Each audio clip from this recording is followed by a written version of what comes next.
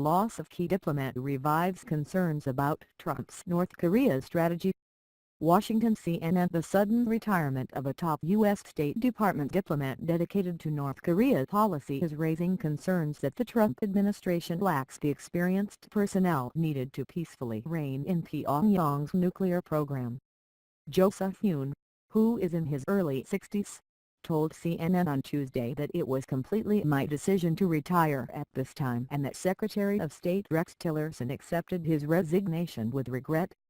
The source close to Yun said the decision to step away from his diplomatic post was the result of a combination of factors and was not intended as a protest statement.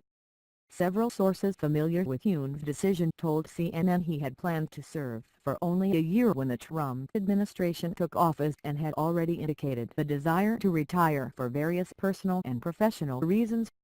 But the source close to Yun added that he was certainly disappointed in what he viewed as a general lack of coherence on the administration's North Korea policy that made it difficult at times for him to discern the path forward. The source described the administration's policy process as amateurish, but that was not the only reason for Yun's decision, as he was a career diplomat familiar with messy policy making. However, several State Department officials said they are disappointed by the timing of Yun's departure, given the urgent push to resolve tensions on the Korean Peninsula with diplomacy. On Tuesday, State Department spokeswoman Heather Nauert thanked Yun for his many years of service following his decision to retire, but said the notion he's the only person who can handle the North Korea portfolio is wrong.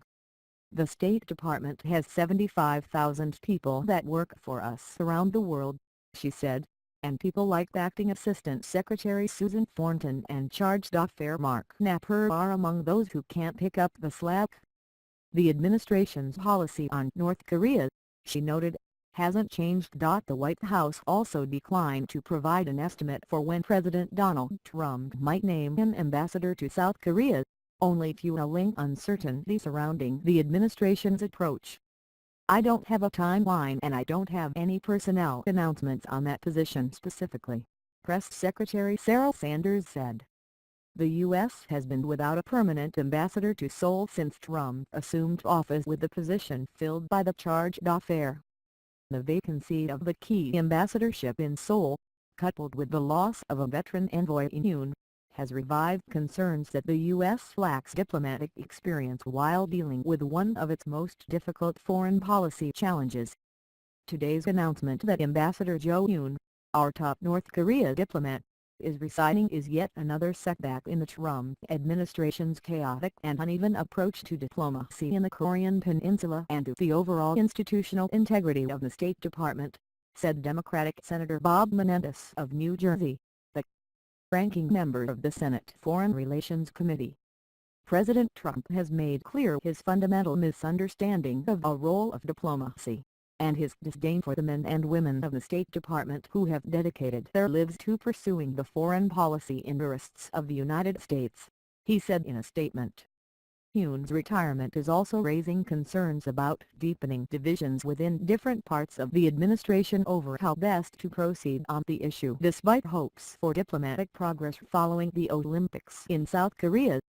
"What we've seen in recent months is an unraveling of what was once a fairly coherent North Korea policy," according to CNN military analyst John Kirby, who added that internal issues have created a divide with the State Department and Pentagon on one side and the National Security Council on another.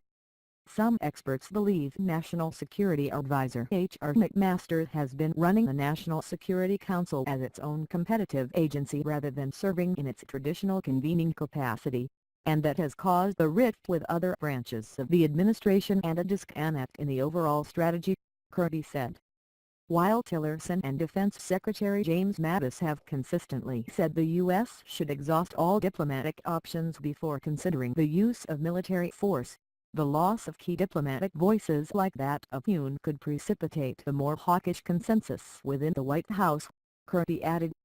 And some worry that Yoon's retirement puts the U.S. at risk of being left out of the negotiating process. Now, with one less voice for forward-leaning diplomacy both inside the administration and in the region, the United States further risks being missing in action when it comes to advancing the safe and secure future on the Korean Peninsula for ourselves, our allies and for the broader region, Senator Menendez said. CNN's Michelle Kosinski and John Kirby contributed to this report.